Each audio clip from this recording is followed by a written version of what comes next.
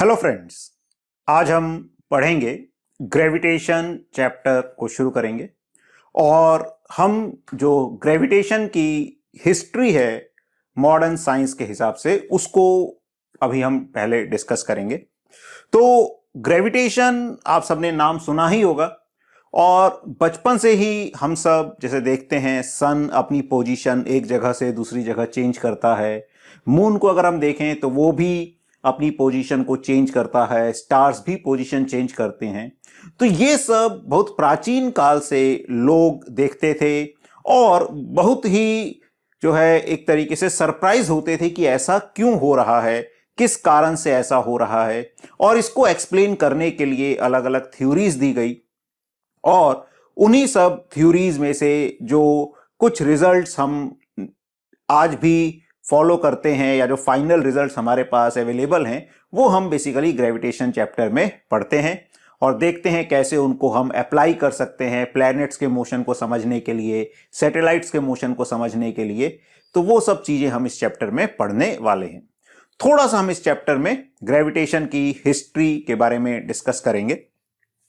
तो जो modern revolution या साइंटिफिक रेवोल्यूशन है वो एक्चुअली अगर हम अपने इंडियन कल्चर की बात करें तो जो हमारे प्राचीन ग्रंथ हैं उनमें कई सारी चीजें बहुत अच्छे से सटीक वे में ऑलरेडी प्रेजेंट थी, लेकिन कुछ आक्रमणकारियों के कारण वो नॉलेज हमने लॉस्ट कर दी और कुछ जो भी हमारे देश का दुर्भाग्य कहो कि वो जो नॉलेज थी हम उसको इतना अप्रिशिएट नहीं करते और जब वही नॉलेज हमें विदेशों से विदेशी साइंटिस्ट के कारण मिली तो उसको हम बहुत ही अहमियत देते हैं और वही सब साइंटिफिक जो भी डेवलपमेंट है उनमें उन्हीं के नाम चलते हैं। तो उसी को हम थोड़ा सा देखेंगे जो साइंटिफिक रेवोल्यूशन है बेसिकली। तो सबसे पहले हम इसे बात करते हैं पटोलमी की, जो अराउंड 100 एडी। तो एडी बेसिकली होता है जो क्राइस्ट की बर्थ के बाद से ईयर्स शुरू किए जाते हैं उनको एडी बोला जाता है। एनो डोमिनी ये एक्चुअली इसका मतलब होता है और उससे पहले बिफोर क्राइस्ट जो है बीसी बोला जाता है। आजकल चीजें बदल गई हैं, आजकल जो एडी है जनरली इसको कॉमन एरा बोल दिया जाता है और जो बिफोर क्राइस्ट है उसको बीसीई बिफोर कॉमन एरा इस तरह से भी आजकल नाम दे दिए जाते हैं।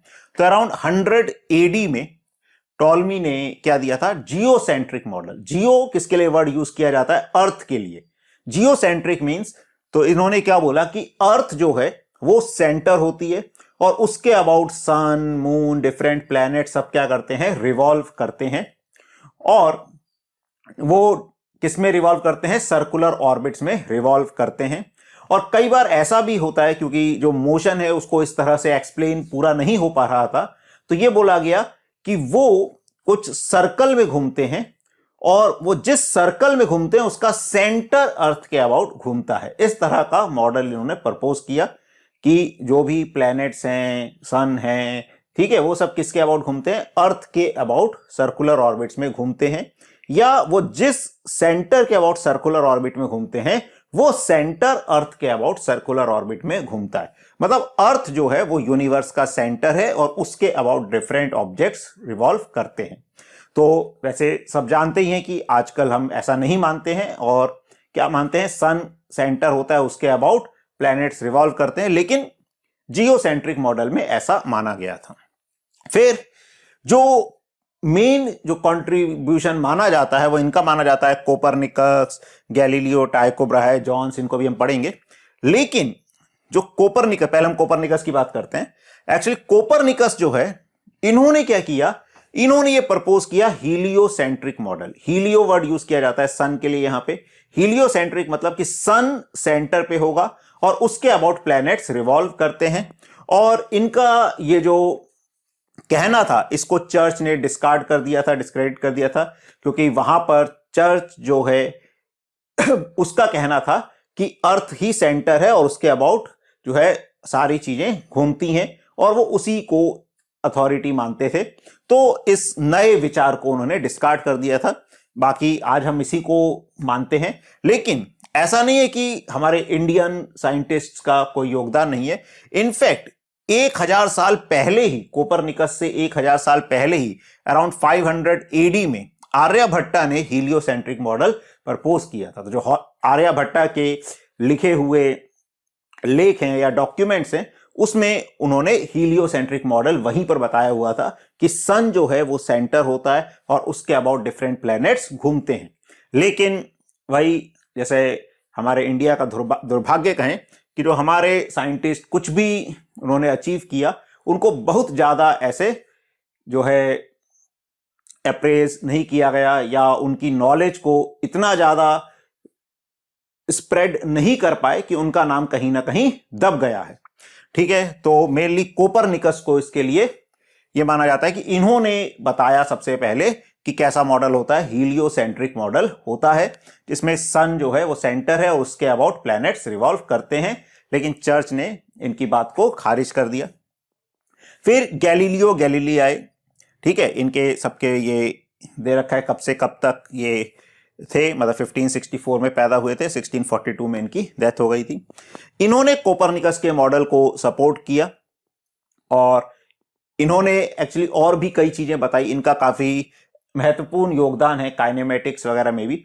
इन्होंने क्या बताया कि हम किसी भी ऑब्जेक्ट को अगर छोड़ते हैं तो सबका जो एसिलरेशन होगा वो सेम आएगा ग्रेविटी के कारण, इररिस्पेक्टिव ऑफ मास। जबकि इससे पहले अरिस्टोटल लगभग 400 बीसी के आसपास उन्होंने ये बोला था कि जो भारी ऑब्जेक्ट हैं वो जल्दी आते हैं जमीन पर और हल्के ऑब्जेक्ट बाद में आते हैं। तो गैलीली ने बोला नहीं, अगर ऑब्जेक्ट्स के मास से कोई फर्क नहीं पड़ता, सारे ऑब्जेक्ट का जो एसिलरेशन होगा ग्रेविटी के कारण वो सेम होगा। हाँ, एयर फ्रिक्शन के कारण ऐसा हो सकता है कि भारी ऑब्जेक्ट जल्दी आ जाए और लाइटर ऑब्जेक्ट बाद में आए। तो इन्होंने कई सारे एक्सपेरिमेंट किए थे। लीनिंग टावर ऑफ पीसा से जो है ऑब्जेक्ट्स को गिराए थे, इटली के थे, तो वहां पर पीसा की मीनार से इन्होंने ऑब्जेक्ट्स को गिराकर चेक किया कि उनका टाइमिंग क्या होता है। इंक्लाइन प्लेन पे ऑब्जेक्ट्स को मूव करा के ऐसे बहुत सारे एक्सपेरिमेंट करके इन्होंने ये प्रूफ किया कि जो अर्थ के कारण एसिलरेशन है डिफरेंट ऑब्जेक्ट्स का, सबका सेम होता है। और ऑलरेडी वो हम काइनेमेटिक्स वगैरह में पढ़ भी चुके हैं कि सबका ग्रेविटी के कारण एसिलरेशन सेम होता है, जिसकी वैल्यू g 9.81 मीटर पर सेकेंड स्क्वायर के बराबर होती है। ठीक है, तो इनके भी जो विचारधारा थी वो कैथोलिक जो चर्च था वहां पर उसको पसंद नहीं आई। ठीक है, और कुछ एस्ट्रोनॉमर्स को पसंद नहीं आई, तो इनका भी क्या किया गया, विरोध किया गया और इनके कई सारे जो क्रांतिकारी विचार थे, नए विचार थे, उनको अपोज किया गया। और इनफैक्ट ऐसा था कि इन्होंने अपनी जिंदगी के कुछ आखिरी साल जो है वो कैद में बिताए। ठीक है, इनको प्रिजनर बना के रखा था। तो काफी मगर इनका योगदान है फिजिक्स, मॉडर्न फिजिक्स में अगर हम बात करें तो।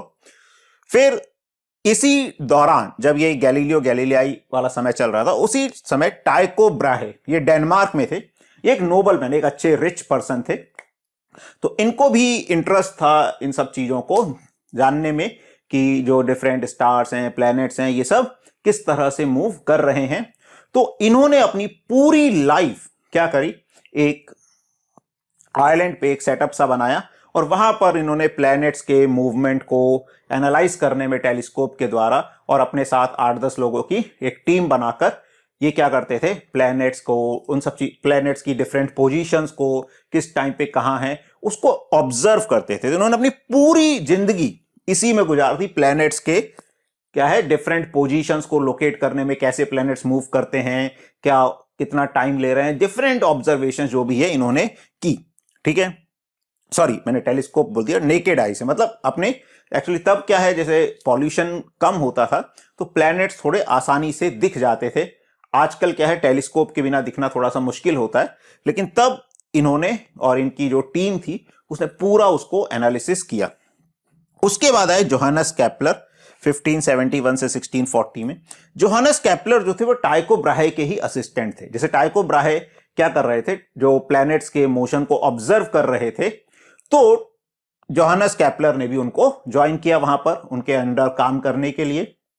लेकिन क्या हुआ, टाइको ब्राहे की डेथ के बाद इन्होंने उनका जो डेटा है वो डेटा एक तरीके से चुरा लिया और उस डेटा को एनालाइज करके इन्होंने देखा कि डिफरेंट जो प्लैनेट्स की लोकेशन है कैसे चेंज हो रही है, किस तरह से वो मूव कर रहे हैं। तो उस पूरे डेटा को एनालाइज करके 3 लॉस की फॉर्म में कन्वर्ट कर दिया और आज हम इनको ज्यादा जानते हैं, बाकियों का नाम हम कम सुनते हैं या कम यूज में आता है।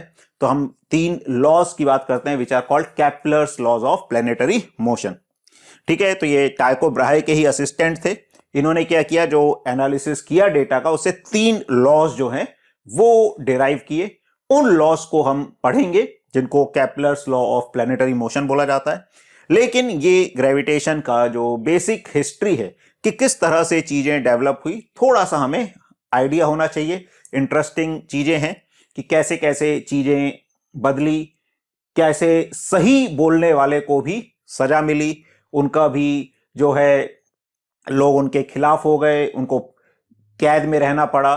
तो किसी भी चीज में, किसी भी परिस्थिति में बदलाव लाना इतना आसान नहीं होता है। अगर लोग किसी मान्यता को मान चुके हैं तो उस मान्यता को बदलना इतना आसान नहीं है, भले हम सही विचार के साथ ही जाएं। तो ये सब चीजें हमें अपनी हिस्ट्री से भी सीखने को मिलती हैं। फिर अब हम आगे पढ़ेंगे Kepler's law of planetary motion के बारे में।